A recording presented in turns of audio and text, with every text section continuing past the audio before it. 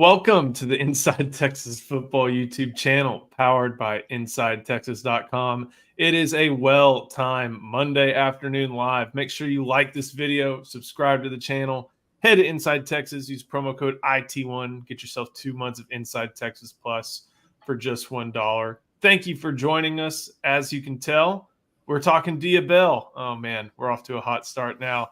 Dia Bell, class of 2026, quarterback from Fort Lauderdale, Florida, American Heritage High School, which I think is one of the largest and best athletic programs in high school football in the country. Also the son of Raja Bell, longtime NBA veteran, made a lot of big plays for the Mavericks all over the association. Someone that Texas pursued heavily. They only sent out a couple of offers throughout the 2026 recruiting process when it comes to quarterbacks. And Justin, they get their guy in Dia Bell here on Monday afternoon. Yeah, this is big. We were feeling like Dia Bell was trending Texas before his camp trip a couple, almost a month ago. Less than a month ago, actually, wasn't it? It was less than a month ago. We were kind of trending. We felt he was kind of trending then. And I think you and I even talked about, maybe prepping some commit stuff. And then I talked to him after his trip, and he tells me that they take long story short, this guy was so worried they were going to miss the camp. They had their flight delayed like 3 or 4 different times out of Dallas-Fort Worth. And so they took an Uber in the middle of the night to Austin just so they could get there on time and just so that the family could be there and he could compete and camp. And I got to tell you, when that happens, that's a good data point towards that kid might be going to that school or he might be favoring that school. And that's why we were so confident that we thought Dia Bell was going to be the take in this 2026 class. Not just that, but because, Sark had prioritized this guy. Him and Troy Hune were the two guys that I think Texas really, really liked. Also Hune from California. And so, but it seemed like at the end of the day, Dia Bell was probably going to be the guy. Both great kids, but Dia just does so many different things. And in this offense with these receivers and with Sark and these guys, it all made so much sense. And again, when you're taking an Uber in the middle of the night just so you don't miss a camp and you're already the number 2 ranked quarterback in your class in the country, that's a big deal. And Sark and those guys close this like they always close quarterbacks, like a boss. Justin, I'm glad you mentioned Troy Hune, because if you go to On3, look at all the different – you can find offers. You can find offers in every single class. And if you check Longhorns 2026 offers at quarterback, there are only – I don't even think there are more than 4. I know they offered Jared Curtis, who's from the Nashville area. He committed to Georgia. They offered, obviously, Dia Bell. They did offer Troy Hune as well, like you mentioned. And that's it. Those were the only 3. There was guys like Will Griffin who wanted an offer, who came to Texas for an offer, didn't get it, ended up committing to Florida. Troy Hune, very interested in Texas, made multiple trips out to the city of Austin on his own dime. Texas was also recruiting him. Obviously, they offered, but Steve Sarkisian feels that Dia Bell was the prospect that they really needed, wanted, and had to have in the 2026 class. Kind of make sure that if there's a spot, it was for Dia Bell. And Dia Bell today took it. And it's nothing against any of those other quarterbacks or to say anything bad about their game. Troy Hune is a fantastic quarterback. And if I'm a Texas fan, I probably don't want him going to an SEC school because that's a really good quarterback from the San Diego area. Mission Hills. Yeah. They're going to see Jared Curtis. Even Will Griffin. They'll probably see him in the coming years. As a guy who's probably a successor to DJ Lagway, really talented player from Florida. But when Sark wants a quarterback, Justin, he wants a quarterback. He doesn't deviate from his plan. And that's what we saw when it comes to Dia Bell. And that came to fruition today. And we've got his highlights up. We're about a third of the way through, and it's just touchdown, dot. Like, you can tell why the networks think highly of him and why Steve Sarkisian obviously thinks highly of him as well. 6'3", 180. I mean, if your dad played in the NBA, there's a good chance you're going to have some height in your life. Those are good genes. His little brother is actually a basketball prospect from, I believe, the class of 2027 or 2028. But, I mean, that's the thing. You got Lacey in 25, and he's got a similar mechanics, just at a smaller stature. This kid gets the ball out. His head never moves when he passes the ball. Watch his release. Watch his presence. Like this guy, and plus he can tuck it and go. And I think that's Sark doesn't necessarily. I think Sark loves the pocket style guy. But if you can throw in a Bryce Young, if you can throw in a guy that can scoot for some extra yardage, say on a third down to move the chains, Bell can do that. He is the definition of a dual threat quarterback, but he's more of a pocket guy. And he adds that flavor of athleticism. And so, again, when Sark, you said it, when Sark identifies the guy he wants, fellas, y'all might as well just pivot to the next player because there's a good chance that kid's going to be throwing the rock in Austin.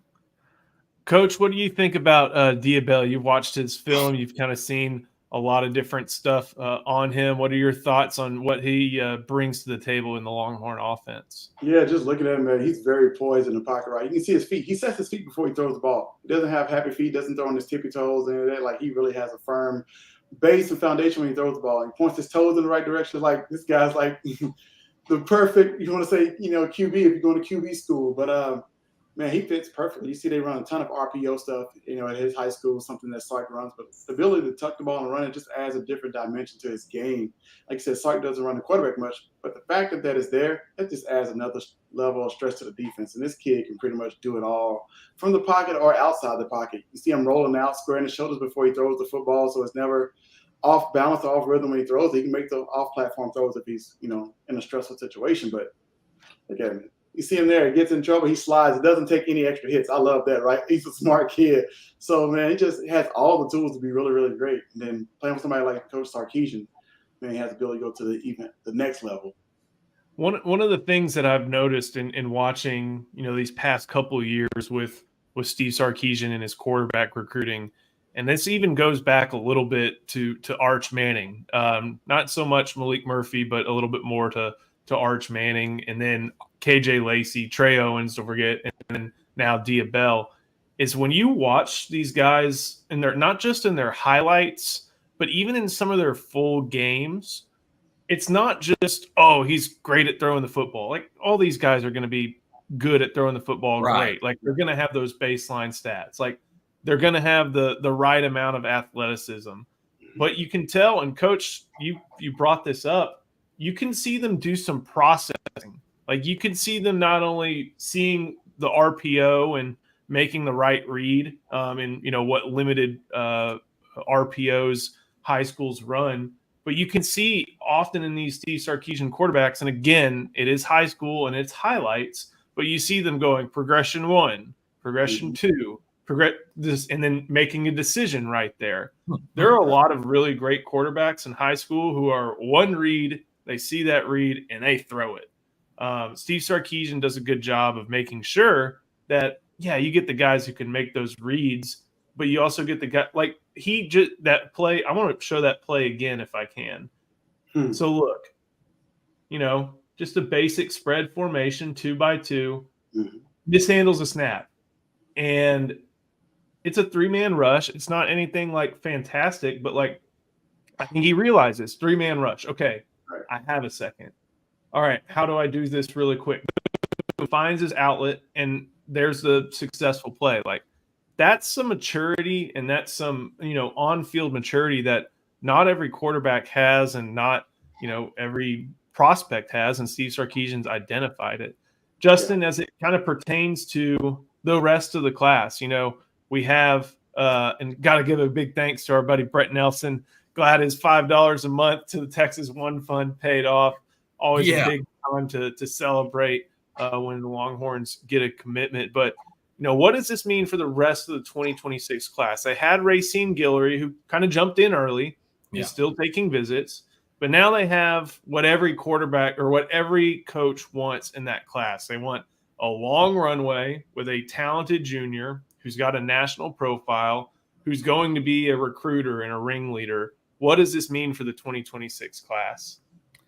It means the top wide receiver targets are going to start to be identified probably even more precisely. Sark and Chris Jackson have a real good idea of who they love in 2026. I think, there's a number of guys in state already that are top-notch, talented dudes. I love Chris Stewart.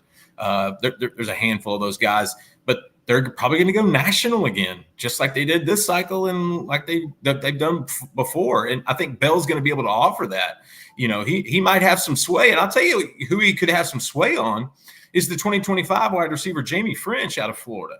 Like, maybe Dia gets them into Florida a little bit more than they already are. They've done so much on the West Coast from the Pacific Northwest. And now I think it's kind of maybe time to mine a little bit of that South Florida talent to bring some of those guys in. Either way, you said it. They've got their quarterback for their class with plenty of runway, plenty of time. And Sark's not going to rush any of these guys. If anything, it's going to build up anticipation. You know what else? Tailbacks are going to want to play for this guy. Nothing makes a quarterback's job easier than handing the ball to that tailback. And they are already in a great spot with Javian Osborne from Forney, with Tredarian Ball from Texas High, KJ Edwards out of Carthage. And so it's just gonna help. It's only natural when you get the number 2 quarterback in the country and a kid with his stature. That they're going to be kids that jump in the boat. They're going to be kids that are more interested. And so now this is why Texas is able to sort of go nationwide, because when they get a big name out of state and he's locked in like at the quarterback position, it's almost fun because you can literally start cherry picking the particular guys you want from each state. And now you got a quarterback you can sell them to. And I think that's a big thing as well. Coach, I'm kind of curious about this. It's a good comment from living rent-free in UT. Sark's accumulating a lot of former athlete sons, shows the trust they have for him. And it was, interestingly enough, it was former NFL players. Obviously, Arch Manning. And yeah, that family. Santana Wilson and his father, Adrian, who's in the front office with the Panthers. Lance St. Louis, the long snapper. His dad was a multi-year veteran long snapper.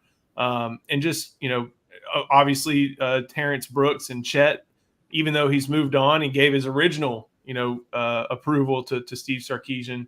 Now you got someone even from the NBA who has come through and gone through the college football recruiting process with his son Dia and seen that, Texas is a place he approves of. How big is having all those people with that professional athlete mentality, you mostly in football, but also in the NBA? How important is that? Brooks Kieschnick, another one, Texas baseball legend. His son's on the team. Cole Hudson's dad pitched for the Toronto Blue Jays. Sark's son is on the team. I wonder however you want to interpret that as well. Like, all these different people who are in football or in pro sports are giving their approval. What does that entail in your mind? Honestly, I mean, that's kind of the traits you look for as a coach, right? You got the DNA, the makeup of the athlete. Like, look at the stock and where they come from. Coming from Roger Bell, everybody remember him playing. The kid's going to have something about him. He's not going to back down from competition. He's going to fight. He's going to stand in. You can see it on his film. He's just poised, like nothing rattles him, right? So you look at that, and it's very important to get approval from a parent who played professional sports. I think it just says a lot that they're trusting. Hey, I know my kid can be developed here. I know my kid's going to come in. He's going to learn. He's going to learn how to even be better than what he is. And so putting trust into a coach from a former NFL or a basketball player, NBA player, man, that's huge. It says a lot about who Coach Sark is and what his staff is and what they believe in. So you want to put your kids in the best possible situation, and that's exactly what Roger Bell was doing. So I think it says a lot. And I think you see that not from just former athletes, but parents in general, who come from a long line of parents who played college football. You look at it, you can go back to Elijah Barnes. His dad played college football, right? Like, they all, you look at Raleigh Pettijohn's dad. Dude, his dad played at Syracuse. So it's just the makeup of what you're getting out of these kids, and it's huge. And get the approval. If the parent gives the approval of the coach, man, it just says a lot about who Coach Sark and what his staff is doing. I also I got the commitment tweet here up on the screen, the announcement that got us. It says, "Thank you to everyone who offered me a chance to pursue my dreams at your school. I'm grateful for all of you and the relationships we built. These pictures that you can see on the screen, were from 2 years ago to the day. So in 2022, Dia Bell had been visiting Texas. So this isn't just a process that started, a few months ago. Maybe things ramped up because if you're AJ Milwee and company, you're trying to take care of 2024 and 2025 at this point last year. Yeah. But they had been building the relationship for over 2 years, and now it has paid off in the form of a commitment. Justin, how high can this class go? I mean, it's a little early, just a little. But when you get a quarterback of that stature and you've got the momentum that they have, and you're already looking great for 2025, this could be a number one class, guys. I mean, it is a tad early, but it's such a good start. But look, when your quarterback is one of the first couple guys to jump into the class, that's the foundation you want for every single class you've got.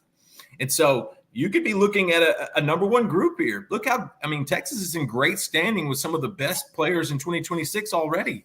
And so at this stage, I think Texas fans are getting used to the fact that these are going to probably be top 5 classes. Unless there's some outlier of a season, they're probably going to be top 5 classes as long as Sark is there, as long as they keep winning, and as long as everything keeps going smoothly in Austin. And so, I mean, you get a quarterback of his stature, there's only one that's rated higher.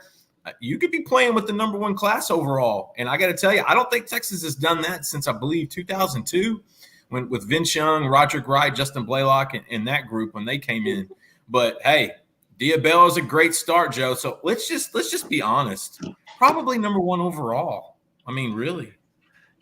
Got an interesting question here from Papa Dot. Thank you for the question. Why don't we recruit South Florida Express harder? I'm looking through the OT7 team, and I'm looking at the 7-on-7 team that they recruit them pretty hard. I was about to say, I'm looking through here, and I see Caden Dixon-Wyatt, Jamie French, Marcus Harris, who just committed, Decorian Moore, some other guys. I don't know if 7-on-7 affiliation – I don't know how big a deal it is. I think you go where the best talent is. And if it's at a 7-on-7 team, if it's at a high school, that's where you go. I'm not sure if, a certain individual team is the way to go. And I see your other comment, Papa Dot, not just this year. They just go where the talent is. And as you can tell, South Florida Express has guys from New Iberia, Louisiana, Houston, Texas, Converse, Texas, Los Angeles, McKinney, all over. So Decorian Moore is listed from Duncanville, Florida, which is pretty funny. But I mean, I think they just go. He plays like a Florida kid. They just go all over the place. I don't think it's any problems or affinity or lack thereof with a 7-on-7 program. It's just some teams have the talent in certain years, some teams don't, and that's where some kids overlap. Some kids will overlap, with Jonte Cook. Him and Anthony Hill and those guys were all familiar with each other because they had played little dribblers basketball and then little pee-wee football. Sometimes those things overlap, but it's never a particular 7-on-7 group. It's the talent. And speaking of talent, lay it out, Joe, for the man, Gabe Winslow. Got to give some thanks to Gabe Winslow. Head to mortgagesbygabe.com. Big Longhorn fan. Big sponsor of Inside Texas. We always appreciate him. If you are looking to buy a house within the state of Texas, even outside the state of Texas, I believe, call Mortgages by Gabe. He can get you in contact with way, way more than just the one lender a lot of banks have available to them. He will give you options on options on options. Mortgagesbygabe.com and 832-557-1095. Guys, anything else on the Dia Bell before we kind of get into some of the other news and notes I'm sure people will want to hear about from this past weekend and official visits that just happened and left Austin? Anything else on Bell, or y'all ready to move on? I'm fired up. It's Dia Bell time. Like, I'm tickled about this. We knew it was going to happen. We just didn't know it was going to happen today. Yeah. And so I'm riding that wave right now. Ring the bell, Joe, because Dia's coming to town. But there's some other good dudes coming to town this coming weekend. There was some dudes last weekend. Who should we start with? Let's go ahead and start with the one I think a lot of people want to hear about on the offensive side. DeCorian Moore, big 5-star wide receiver from Duncanville, Texas. You got to talk with people in his circle, including his mother. After you've gotten some more returns, what are some of the things that you picked up from DeCorian's visit to Texas? I mean, Texas could not have done it any bigger or better. You talk about putting your best foot forward. You know, DeCorian's mom said it best. Sark came out swinging Friday afternoon. As soon as they hit campus, Sark was in, he was focused. He was driven. He was ready. And what was cool is how many family members they really brought up there. I mean, you're looking at 20-plus family members, a lot of whom that grew up around Austin. They were all Texas fans. So this was kind of an experience for them. And then the great-grandmother comes. And that's significant because she grew up a Texas fan, and she had never seen DeCorian in a Texas uniform. That meant the world to her. That was really special for her. And the fact that Sark took the time to connect with her and get to know her a little bit, like at one point, DeCorian's mom said everyone got emotional because it was such a powerful moment that Sark was not just including DeCorian and his mom and his grandmother and his brothers. DeCorian's got 3 brothers. They're all 4 boys there, all with the name starting with a D. And so he made sure he focused on everybody. And I think just the little details, the authenticity of Sark, we talk about all the time, but it's real. Even though we feel like we're repeating ourselves sometimes, when the parents and the players are giving us this feedback, that's all we know. And it's honest. And so the biggest thing for DeCorian, they are still going to Oregon, and they are expecting Oregon to lay it out. They know Oregon's going to bring it big. And anybody that's ever visited Oregon before understands Eugene puts on a show. That's a state-of-the-art program with state-of-the-art equipment. Everything in that thing shines. So Oregon's going to make their final deal. 2, I think, important points people need to understand about this recruitment. 1, ever since I've known him, he's adamant he's going to play in the SEC. I still believe that to be the case. 2, as far off, the fact that they're going to go to Oregon, they're going to exhaust all their official visits. August 13th is the hard date for a decision.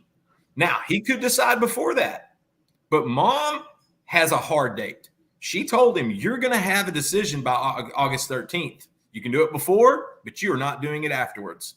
That's the first day of school. That's the first day of classes at Duncanville.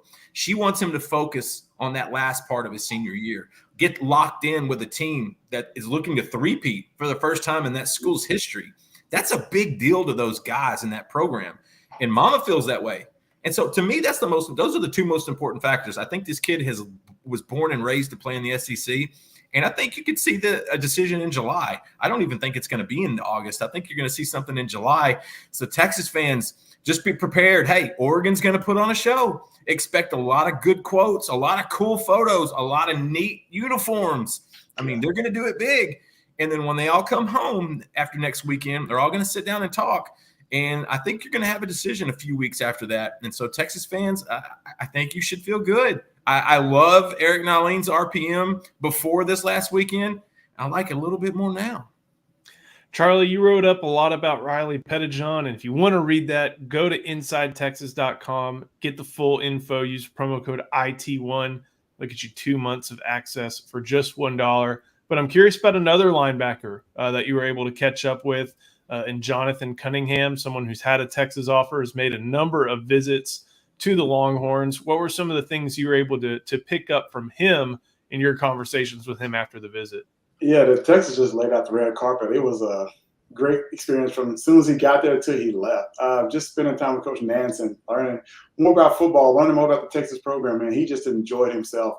And not just that, linking up with other recruits there and them all talking about, man, playing together at Texas, like, I can see myself living here. And when you get kids not focused on football, like, I can just see me and my family living in Austin, I think you won them over at that point, right? And that's what you try to get all kids to see. Hey, it's not a 4-year decision, it's a 40-year decision. And they're already thinking like that before they've even enrolled or committed to Texas. That's huge. And so just hearing him talk about that and, meeting with Coach Stark and Coach Nansen and everybody else, man, he just loved this experience being in Texas and being a part of it. Everything down to the icy whites, man. They loved the uniforms, man. It was just a cool experience. They got a chance to dress up a little bit and kind of, vision themselves like putting that uniform on for 4 years. Like, hey, I can see myself here, right? So that was huge. It was huge for all the recruits, not just him, but like I said, linking up with other DFW guys while he was there. It was just a a great experience for him the entire visit. Keep it moving, Justin. You got to talk a little bit with Brandon Brown, and it's 3:28 on Monday, June 17th. And after visits to LSU, visits to Tennessee, and a visit to Texas, he's still a Texas commit. So seems like things went well with Brandon Brown, but what were some of the returns you were able to get? Yeah, still committed, still locked in. They connect, I got a decent feeling there. I think the mom and those guys had a lot of questions, and they got a lot of that stuff answered. But I think Brandon's still viewing it as kind of being open to some extent. USC's pushing, Tennessee's pushing. He's going to be in OU this weekend. That's a big factor. But at the end of the day, I just know Texas is going to have to hang on. This is going to be one of those. I really do fear the in-state Florida schools. I think Miami and Florida are going to make big pushes for this kid. But the closer every day we get closer to him not flipping, it's so hard to come up with new words and adjectives because, again, we've expected him to flip a few times and he hasn't yet. That one of the things that stood out, his mom told me that they made smoothies at the nutrition bar. And she said, you give a lot of kids electric blenders and stuff can go crazy real quick. And I said, yeah, that's part of it. Those kids at the tank, they get a lot of opportunities. They get a lot of nutrition. They get a lot of cool stuff. And so I think that recruitment's a little more open than and I guess with the anticipation of flips, that goes with it. But again, I don't have the warm and fuzzy feeling that Texas fans want to have with Brandon Brown, but he still hasn't gone anywhere. He's still locked in. He's still talking to other recruits in this class. And so for right now, Texas is treading water, and I think that's about as good as you can expect from Brown in that camp right now.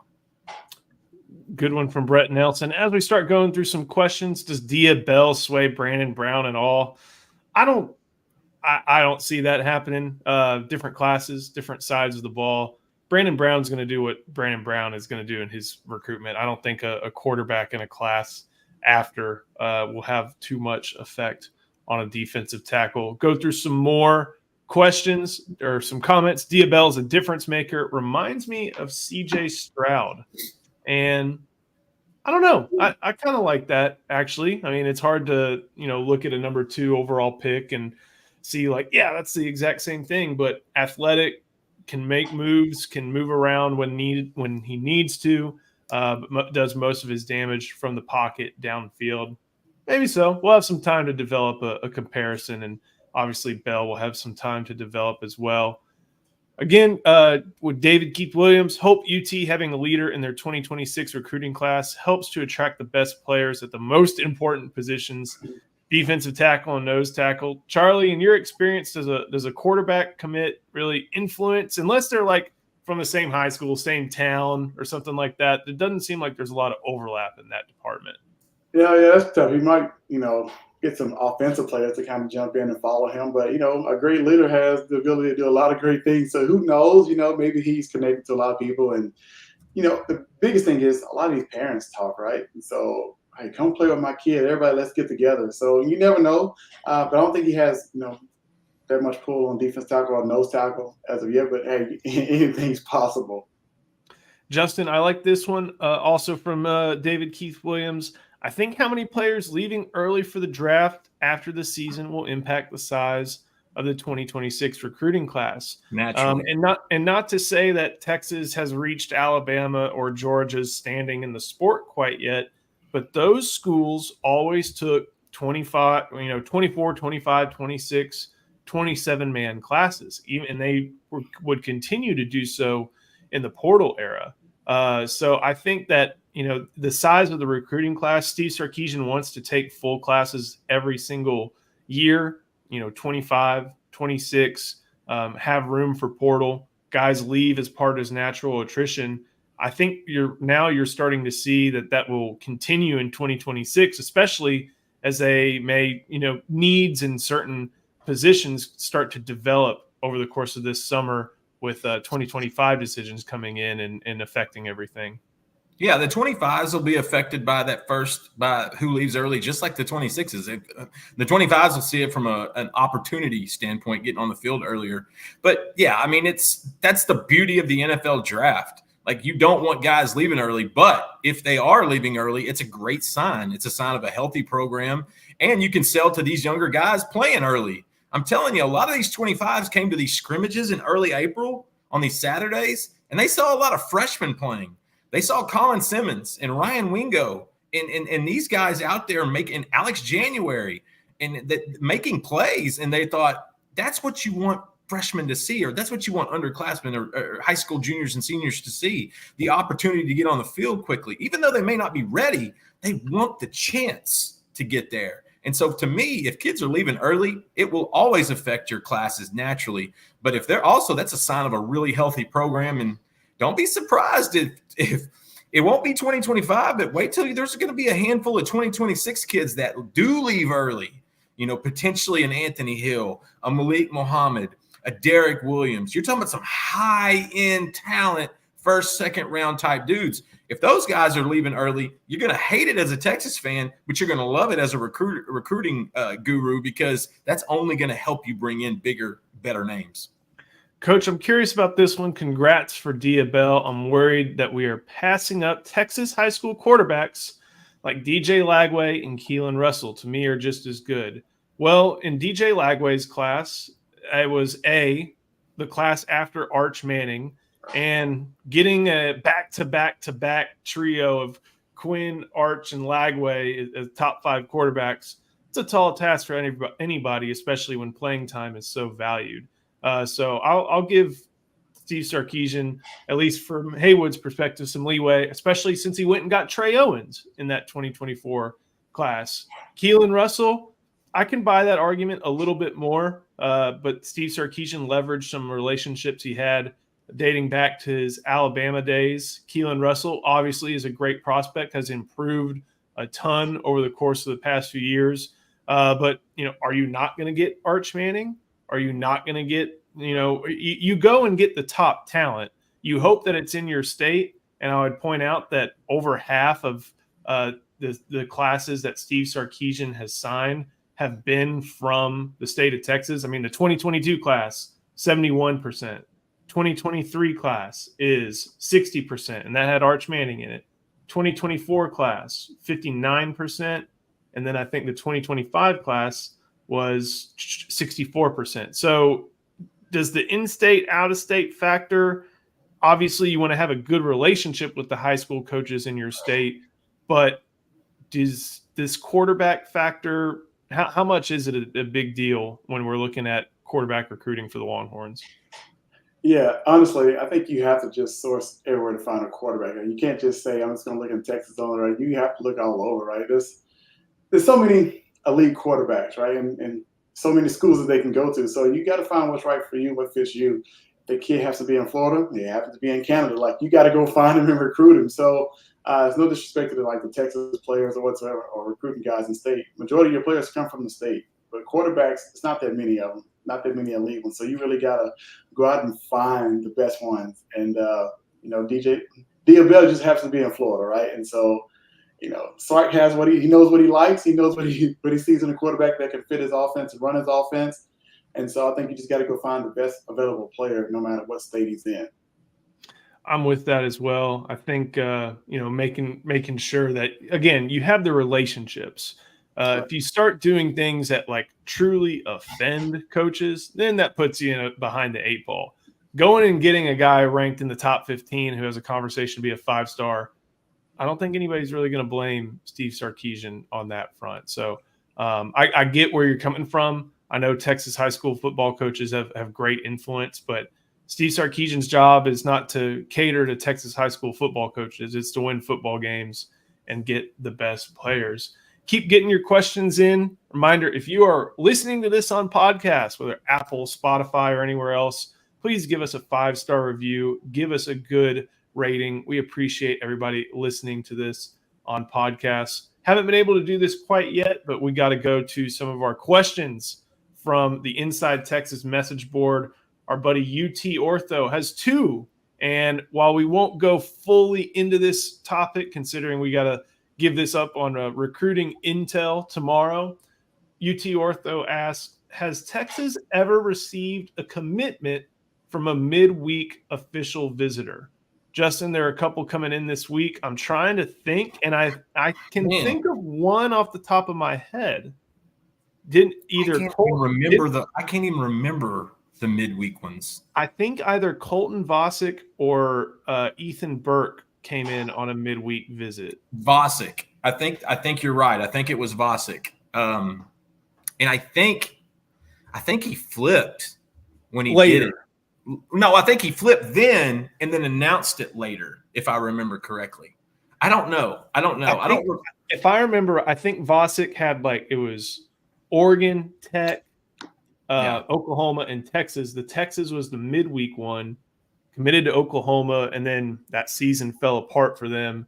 He eventually visited the Red River Shootout, marched over to the Texas side, and then visited for the Texas game against Iowa State, when it was like, oh no, he's just going because his family has tickets. That's right. His family didn't have sideline passes.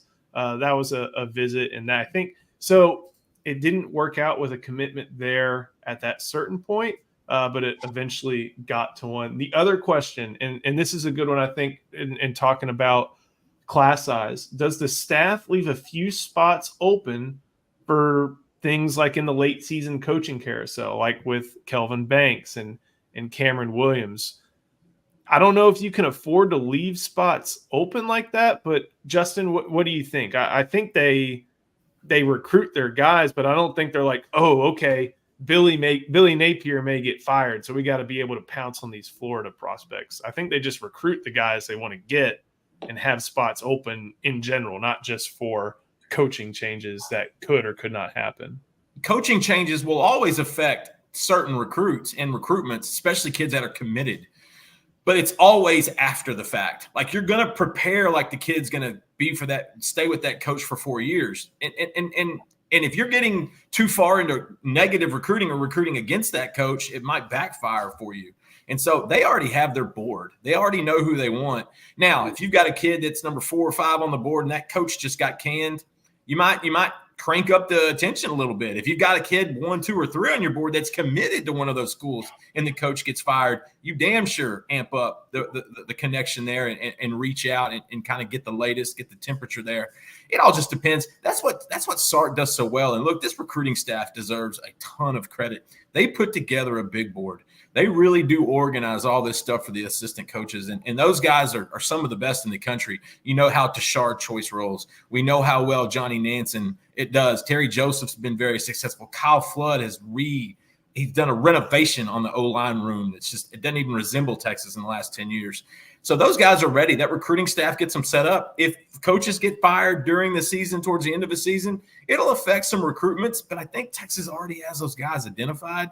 The only ones that it really matters are when guys that are that are high end on your board. And when one of those coaches gets canned, there's a good chance you may have already told them, I don't know if so-and-so is going to be there in November. Like, you don't want to negative recruit the guy, but you also, if they say, well, what do you think about this coach at this school? Well, not sure if he's going to be there. You got to handle those things very delicately. Interesting question here from Living Rent Free in UT again. Any quotes from Jamie French coming off his Tennessee visit? If you head to Inside Texas, subscribe using the promo code IT1, get yourself 2 months of access for just $1.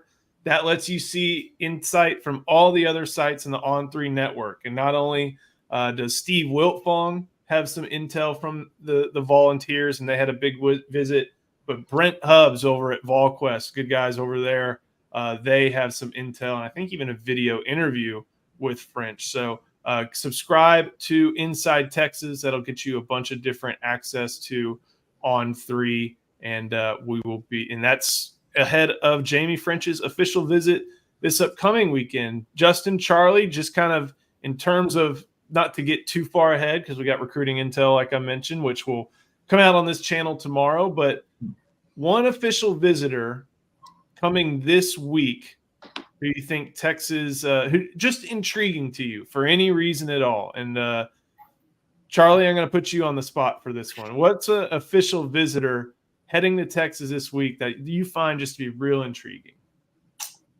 Oh, man, that's tough. Oh, man. I really don't have to go down this. Intriguing. That's a tough one, man. I don't know. I might go to Justin on that. I don't know. Just think about the list. Like every important. Are we talking about last weekend's OVs? One guy from this upcoming week that's kind of intriguing for you. Dang, they look good for a lot of the guys coming in. They look really good for a lot of the guys coming in. I'm telling you, there's some intrigue with Jamie French. Listen, this guy is a 5-star that's got a ton of schools beating down his door. And I think that one's going to be a recruitment you got to watch. Even if he commits to Texas, let's say in July or August, that's still one you've got to watch. That's still one you got to pay attention to. And so I'd say French is probably one of them. I'd say, oh, man, I want to say Cade Phillips coming off that LSU OV because he really liked it. But I still think the Horns are, according to my story I posted earlier, he's definitely one of the 5 that I think factor into this class of 2025. That was a great question, Joe, because you put Charlie and I on the spot. I don't think we weren't. I don't think there's a lot of intrigue with Michael Fasusi. I saw that on the list, and listen, that you got to recruit him through the whistle. You got to finish. You got to close with that guy. It's coffee time with Fasusi this weekend, no doubt about it. And I think he wants to wrap this thing up by the end of August. But, yeah, for intrigue, this coming weekend, I think you have more guys that we feel better about compared to last weekend. The intrigue is Kevin Wynn out of Greensboro, Georgia. Are they going to get him back for a game? Josiah Sharma, that's another guy that they're big on. Are they going to get him back on campus? He had talked about that from his OV 2 weekends ago. There's so many interesting storylines, and there's so much. Each one of them have their own fascinating backstory. That's why you have to come to Inside Texas, because we break down each one of these recruitments. We go into detail with all these stories, and sometimes we miss things when we talk on the YouTube channel that you won't miss at IT. And that's why it's so important to just come hang out with us and join the community, because the backstory of each one of these recruitments is what we do best, and I think that's the most fun. I think my pick is Nick Townsend. I think with the way tight end is looking in this class with a bunch of different options, and one off the board, and Keone that one better turn quickly. I think that's the one. We're going to track all of it. We'll discuss it more tomorrow on Recruiting Intel. But for now, thank you for watching. I'll tell you what's intriguing real quick before you tell us till we get out. Is Kearty Armstrong still taking his OV this weekend? We'll have that answer soon at Inside Texas. Head to Inside Texas, but like this video, subscribe to the channel. If you're listening on podcasts, give us a 5-star rating and a quality review. Head to Inside Texas, use the promo code IT1 and get 2 months for just $1. Justin, Charlie, I'll see you in about, less than 24 hours. It'll be a good time on Recruiting Intel. We'll be going over the official visitors. Thank y'all. We'll see you next time on the Inside Texas Football YouTube channel, powered by InsideTexas.com.